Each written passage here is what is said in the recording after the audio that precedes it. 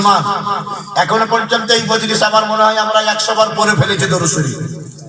একবার দরুদে এত রহমত বরকত যদি হয় সমীরুল খানের মায়ের, তার উপরে তো আমরা এত দরুদ শরীফ পড়বো, কোরআনে পাক তেলাওয়াত করেছি, সে জান্নাতি হবে কি হবে না?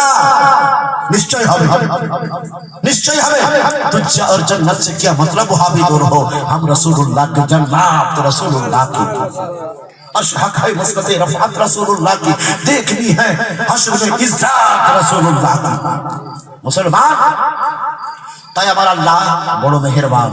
এই জন্য এই দুটো হাদিস এবং এই ঘটনা থেকে বুঝতে পারলাম প্রত্যেক মুসলমান আমরা চেষ্টা করব যে আমাদের আত্মীয়, আমাদের কোনো মুমিন মুসলমান কোনো মুমিনা বোন মারা গেলে তার জন্য আমরা দোয়া করব, কোরআন খানি করব, তার নামে দান খয়রাত করব, যতটা পারবো আমরা ইসালে সওয়াব করব।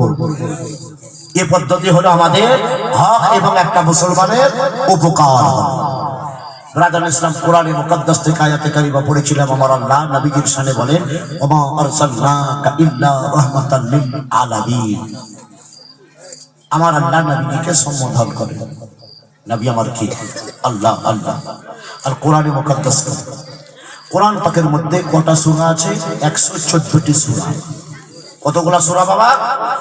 114টি সূরা।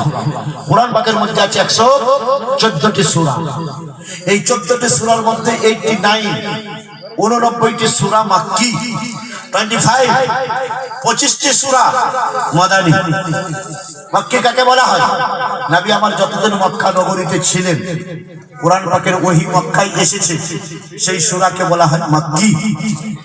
তারপরে নবী মদিনাতুল মুনাওয়ারায় গেলেন, মক্কায় থাকলেন না, মক্কার কাফেররা অত্যাচার করতে লাগলো।